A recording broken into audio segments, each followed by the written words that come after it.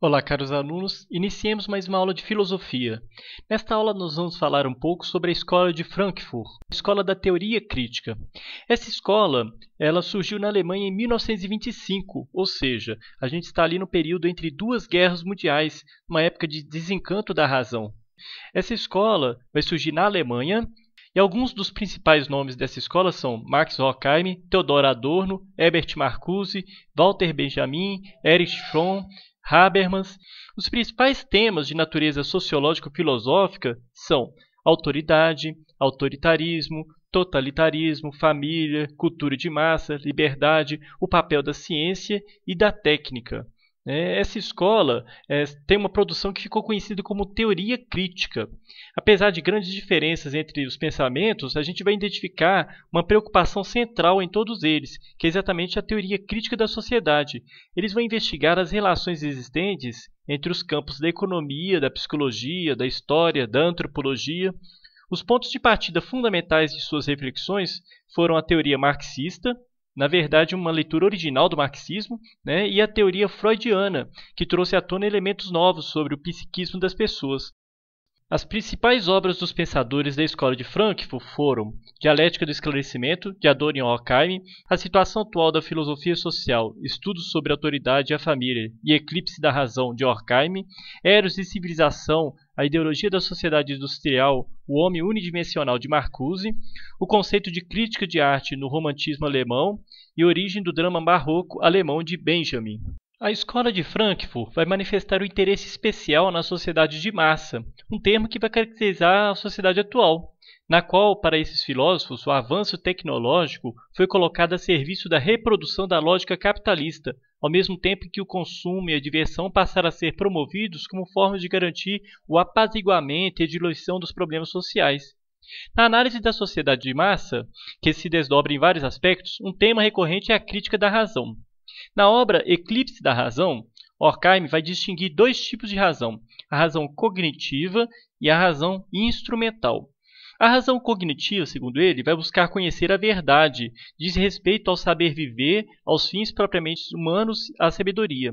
Esta razão vai regular as relações entre as pessoas e entre as pessoas e a natureza.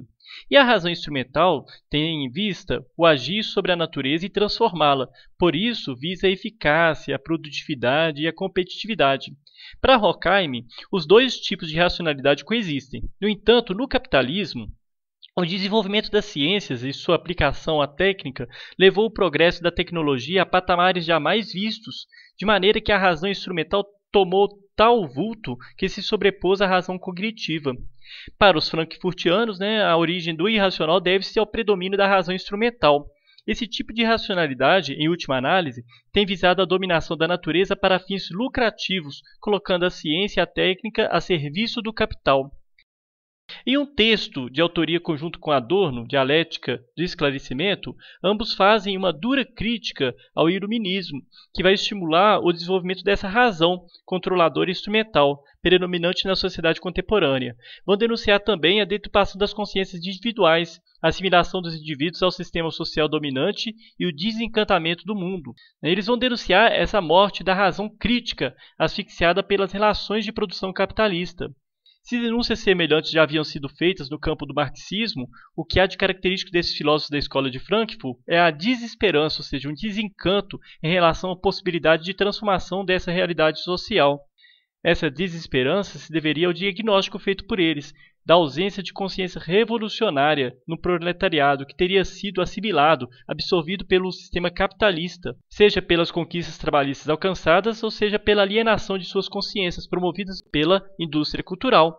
Esse termo indústria cultural, inclusive, mostra muito algo que está acontecendo ainda hoje. Um termo que foi difundido por Horkheim e Adorno, que designa a indústria de diversão de massa, veiculada pela televisão, cinema, rádio, revistas, jornais, músicas, propagandas e etc. Em suma, o que seria isso? Vamos fazer todas as pessoas pensarem da mesma forma, ou seja, através desses meios de comunicação de massa, a gente vai transformar essa massa toda numa massa homogênea de comportamentos e etc. Uma forma de você alienar as pessoas para fins capitalistas. Então, a gente pode ver hoje em dia, aí, através até da própria internet, as coisas se espalham facilmente, né? Mas ao invés de trazer uma consciência crítica, as pessoas estão cada vez mais se alienando, né? Você tem que ter a última tecnologia que saiu, o último iPhone do momento, você tem que estar por dentro de todas as coisas que acontecem no mundo, inclusive da vida do outro.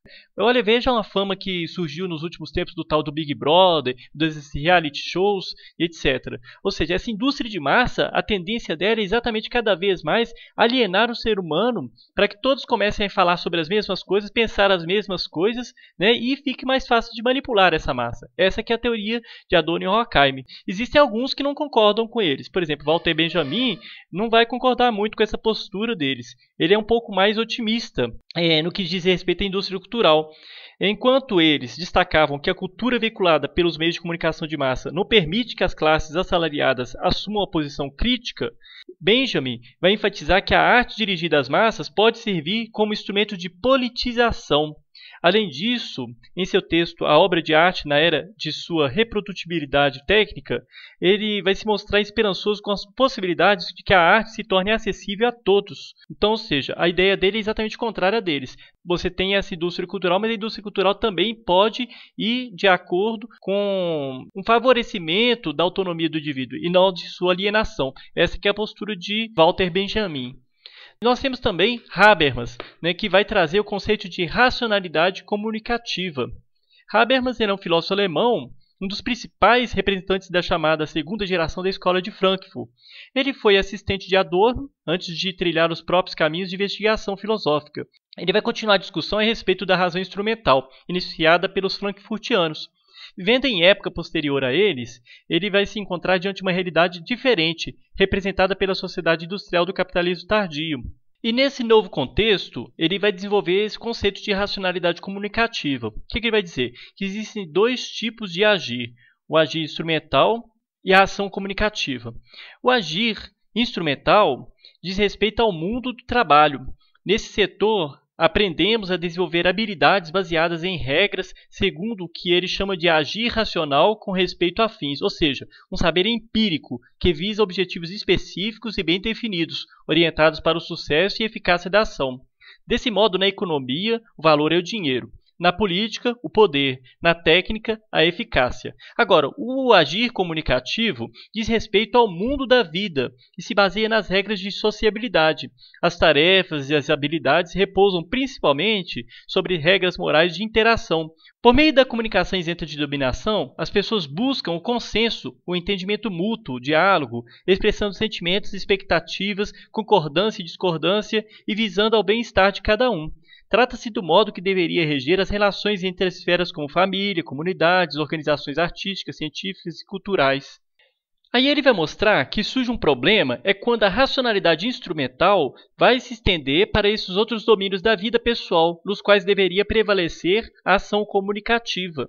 Aquilo que a gente viu agora mesmo, quando a gente falava de razão cognitiva e razão instrumental, parece um pouco, não é isso? Nesses casos, ocorre o empobrecimento da subjetividade humana e das relações afetivas. Isso porque a razão instrumental não avalia as ações por serem justas ou injustas, mas sim se são eficazes. As ações orientam-se pela competição, pelo individualismo e pela busca do rendimento. Então, a saída para ele não está em recusar a ciência e a técnica, mas em recuperar o agir comunicativo. Ou seja, ele vai trazer esse conceito de razão dialógica, essa que brota do diálogo e da argumentação entre os agentes interessados em determinada situação. Trata-se, portanto, da razão que surge da chamada ação comunicativa, do uso da linguagem e da conversação como meio de conseguir o consenso. Para tanto, é necessária uma ação social que fortaleça as estruturas capazes de promover as condições de liberdade e de não constrangimento, imprescindíveis ao diálogo. Ou seja, a gente pode perceber que, para ele, não é tanto a revolução que foi proposta por Marx, mas o aperfeiçoamento dos instrumentos de participação dentro da sociedade que vai fazer com que as pessoas saiam desse estado. Assim, a razão e verdade deixam de constituir conteúdos ou valores absolutos e passam a ser definidas consensualmente, e sua validade será tanto maior quanto melhores forem as condições nas quais se deu o diálogo, o que se consegue com isso um aperfeiçoamento da democracia. E aí a gente não tem mais aquele desencantamento da razão, né, o desencanto da razão. A gente vai ter uma razão que vai sendo estabelecida exatamente para promover o indivíduo e a sua autonomia. Então, pessoal, era basicamente um resumo sobre a Escola de Frankfurt. Qualquer dúvida, crítica ou sugestão, pode deixar nos comentários. Algum pensador que não foi citado, se vocês quiserem que eu faça algum comentário, vai ser um prazer ajudar. Até a próxima aula.